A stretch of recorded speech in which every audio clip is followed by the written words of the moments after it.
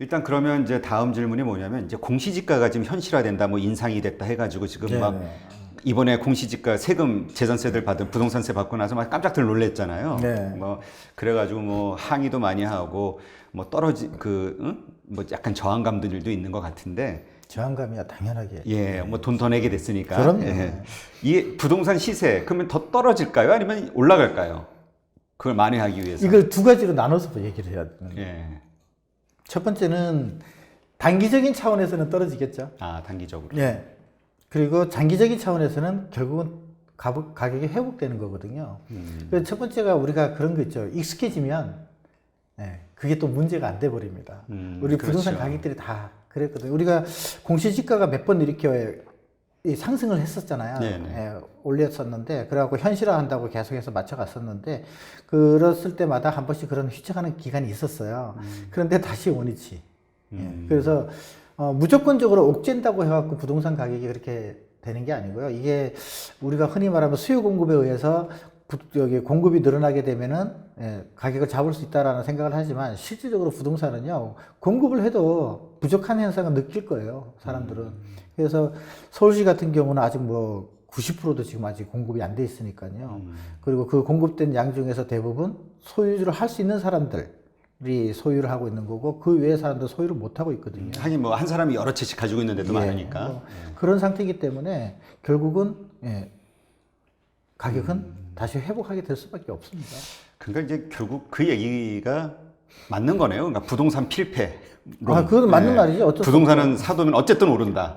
아, 주요 선진국 같은 경우 예를 들어도 그렇습니다. 아, 그래요? 주요 선진국들도 가격이 떨어졌다가 다시 또 다 원상태로 회복해갖고 가격이 올라가고 그런 것들이 선진국들도 다 그런데 우리만 뭐 그렇게 더군다나 땅도 좁은 땅에서 예, 방법이 없는데요. 뭐. 근데 요 얘기는 지금 우리 수도권 인구 과밀 지역 네, 네, 그 얘기하는 지역만 거죠. 우리 집중적으로- 지방 중소도시 얘기하는 게 네, 아니라 그쪽 거기는 뭐 얘기하는 계속 인구가 줄고 있으니까. 중도 데가 많으니까요.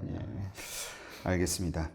그러면 이렇게 부동산 시장이 뭐 예상하신 것처럼 만약에 일시적으로 위축이 되는 그래서 뭐 가격이 좀 떨어지고 이랬을 때 그 투자자라면 적극적으로 사는 포지션을 취하는 게 맞을까요?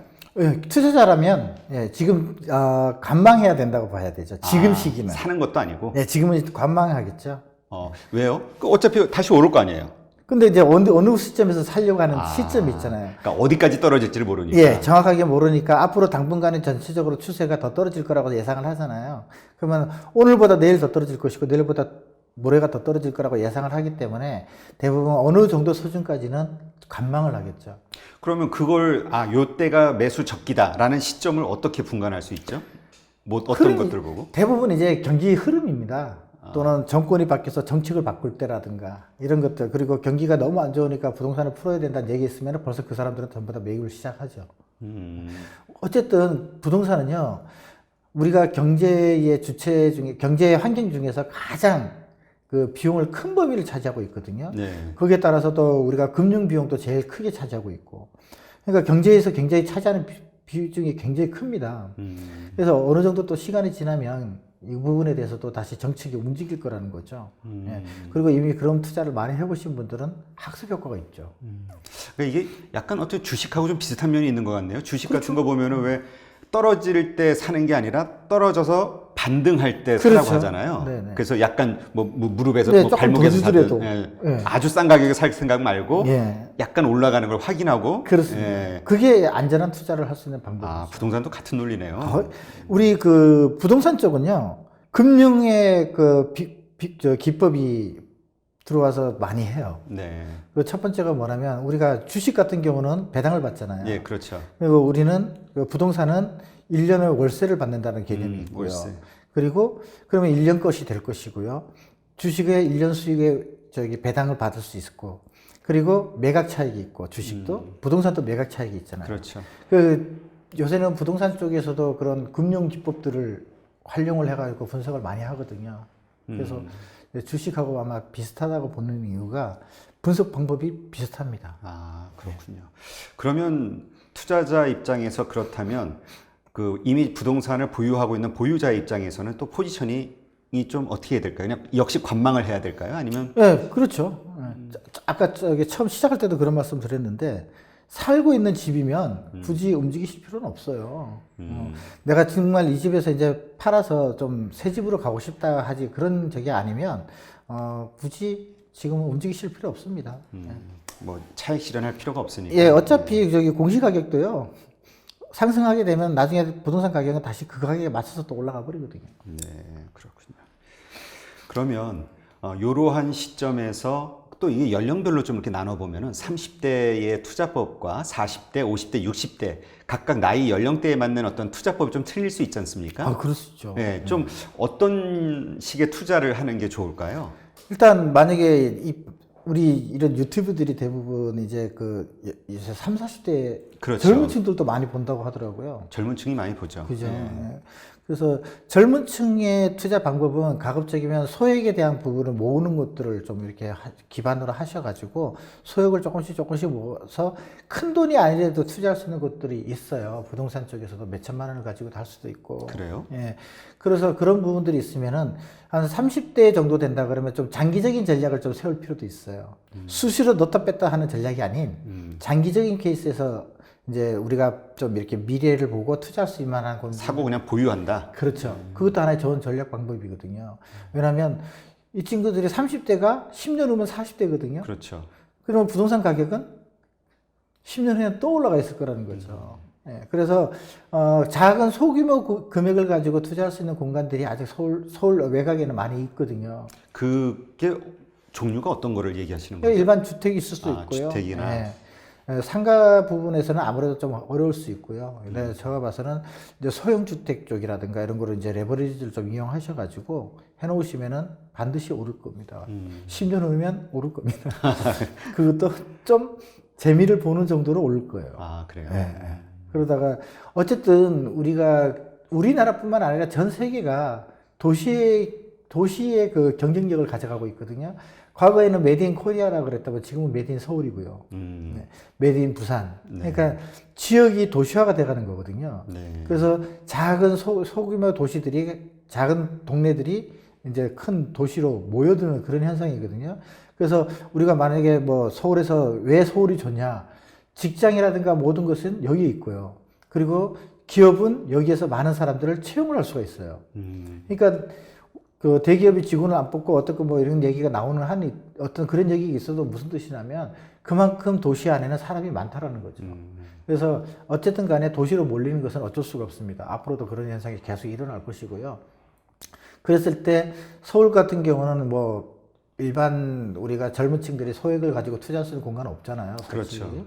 그런 경우를 제외한다면은 대부분 이제 수도권에서 투자할 수 있는 공간들이 있죠. 아, 그러니까 외곽, 네. 서울 외곽 지역들, 중소도시들. 네. 어쨌든 서울시는 우리가 흔히 말하는 이제 기업, 네. 우리가 저기 비즈니스를 위한 도시, 경제도시로 갈 것이고요. 결국은 경제도시를 외곽에는 사람이 거주하게 되는 거죠. 그래서 아까도 그런 말씀 드렸지만 서울에 공동환생이 일어나서 점포 숫자가 줄어드는 게 당연하다. 왜? 집이 멀어지게 되면은 대부분 집으로 빨리 가려고 하는 현상이 생기고 그러면 그 지역에서 이제 할 수 있는 것들이 만들어지죠. 우리는 앞으로 아직도 제3기 신도시뿐만 아니고요. 4기, 5기까지 더 갈 수 있어요. 그래요? 지금 뭐 이제 더 이상 수도권 쪽에 땅이 없다 뭐 이런 얘기가 있는데. 네. 만들죠. 아, 그린벨트 해제라든가. 네네. 예, 결국 이제 필요하면 정부는 만들 수밖에 만들 없다. 수밖에 없죠. 예, 지금 현재 뭐 예를 들어서 저기 하남 쪽에 들어간 지역들도 대부분 그린벨트들하고 연계돼 있던 자리들이고 그리고 저기 검단 그 공항 옆에 같은 경우도 그쪽 저기 계양 쪽으로도 그렇고 그런 지역들이 전부 다 농지들이었잖아요. 네. 그런 것도 결국은 조금씩 해지할 수밖에 없죠 또. 그렇군요. 그럼 뭐 40대? 30대 투자법은 이제 40대, 50대는 이제 대부분 이제 은퇴를 좀 그렇죠. 염두를 두는 우리나라가 뭐 정년퇴직이 뭐 예전처럼 뭐 이렇게 연령대 정식적으로 퇴직하는 그런 시기가 이제 바뀌었잖아요. 네. 그러니까 이제 안정된 월세가 나올 수 있는 투자 방법을 좀 찾는 게 좋죠. 아. 네. 내가 언제든지 회사에서 사표 쓰고 나올 수 있는 또는 뭐 정리를 해고가 된다든가 그죠 명예퇴직을 할 수 있다라는 그런 생각을 가진다면 월세 소득을 좀 가져갈 수 있는 쪽에 좀 투자하는 방법도 있습니다. 그게 상가일까요? 그 대표적인 게 뭐 고시원 같은 경우도 도시형 생활주택이라든가 또 상가 쪽 이런 것들이 이제 또 우리가 흔히 말하는 상업용 부동산이라는 개념을 쓰고 있는 쪽으로는 좀 이렇게 이동을 하시는 게 괜찮을 겁니다. 그렇군요. 나이가 많으신 분들. 연세가 많으시면은 60대. 네. 기본적으로 우리 서울 같은 경우도 이렇게 보시면 연세가 있으시고 하신 분들이 대부분 제일 많이 하시는 것들이 단독주택을 구매를 해서 이 세를 내는 방식을 많이 하고 있거든요. 일단 기본적으로 제일 안정화되어 있고요. 그 외에는 저희가 쪽으로 상담을 많이 해보면 대부분 이제 상가 쪽을 찾는 분들이 많아요. 그래서 좀 안정된 월세 소득을 바란다라는 표현을 많이 쓰시면서 하시는데, 안정된 월세 소득을 가장 좋은 것은 역시 주거 환경입니다. 주거입니다. 주거 환경. 예, 그리고 두 번째로 이제 상가 쪽으로도 한번 해볼 수 있겠죠. 그렇군요. 그럼 만약에 그런 공간을 찾으신다 그러면 연세 드신 분들은 좀 안정된 곳으로 가시는 게 좋겠어요. 안정된 곳의 의미가 뭘까요? 주거 환경이 갖춰져 있는 공간 그러니까 신도시 같은 곳들 말고. 말고요. 그러니까 기존에 상권이 형성되어 있고요. 내가 소득은 월세 소득은 많이 안 나지만 그래도 꾸준하게 나올 수 있는 것. 네. 이런 그러니까 것들을 찾아가시면 확 뛸 어떤 가능성은 좀 적지만 네, 안정적으로 고정적으로 이미 그렇습니다. 예. 그 장사가 된다는 게 입증이 된 입증이 자리들. 되고, 예. 가급적이면 연세 드시면 저는 모험을 안 했으면 좋겠다. 돈이 많으면 하시고. 아니 그럴 수 있겠네요.